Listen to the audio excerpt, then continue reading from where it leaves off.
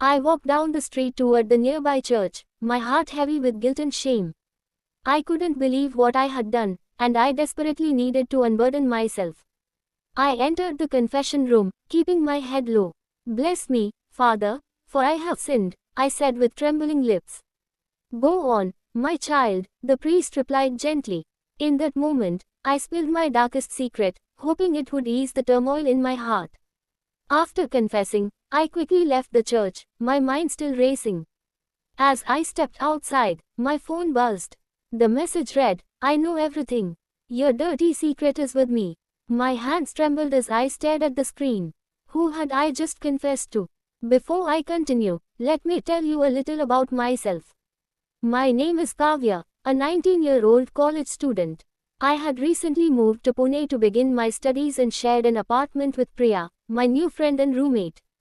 Priya was a lively and outgoing girl, and we quickly became close. One evening, she convinced me to attend a party at college. It was my first college party, and I was excited but nervous. At the party, I saw Arav, a senior everyone admired. He was tall, charming, and came from a wealthy family. I wanted to impress Arav, so I danced near him until he noticed me. By the end of the night, we were flirting and exchanged numbers. Priya was thrilled when I told her, encouraging me to invite Arav over. Soon, Arav and I started spending time together, and before long, we were in a relationship. To match Arav's status, I told him I came from a wealthy family too. It wasn't true, but I didn't want him to see me as inferior.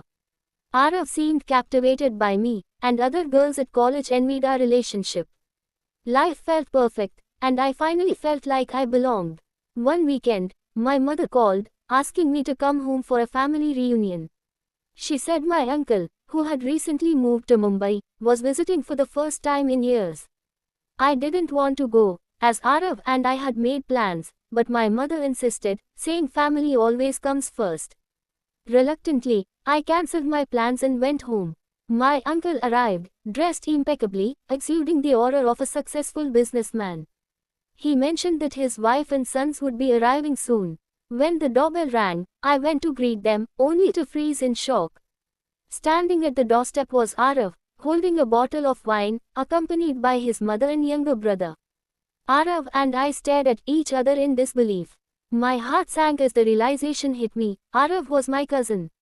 The evening was unbearable. Arav and I avoided each other's eyes, but the tension was palpable. I couldn't believe I had unknowingly entered a relationship with my own cousin. That night, I locked myself in my room and cried. The next morning, I returned to Pune, avoiding both Arav and my family. Days passed, and I didn't hear from Arav.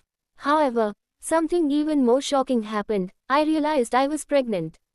Panic consumed me. I couldn't bring myself to tell anyone, not even Priya. Desperate for guidance, I went to the church and confessed my situation. It felt like the only safe space to share my secret. But soon after, I started receiving threatening messages. The sender claimed to know my secret and demanded that I repent for my sins. Terrified, I called Arav and told him about the pregnancy. He panicked and begged me to terminate it, fearing the humiliation it would bring to both our families. Though it broke my heart, I knew he was right. I couldn't keep the child. I scheduled an appointment and ended the pregnancy. Arav and I agreed to never speak again. But the mysterious messages didn't stop. The sender kept urging me to seek forgiveness by doing good deeds. Out of fear, I began volunteering, helping friends, and avoiding any wrongdoing. Priya teased me, saying my breakup had turned me into a saint. One evening, while at a party, Priya excused herself to use the restroom. She left her phone on the couch, and it vibrated. Curious, I glanced at the screen and saw a message notification from a contact saved as P. Something about it seemed odd, so I picked up the phone and opened the messages. To my shock, I saw all the threatening messages I had received. Priya was the one pretending to be the priest. She had overheard my confession at the church and used it against me. Furious, I stormed to the bathroom and confronted her.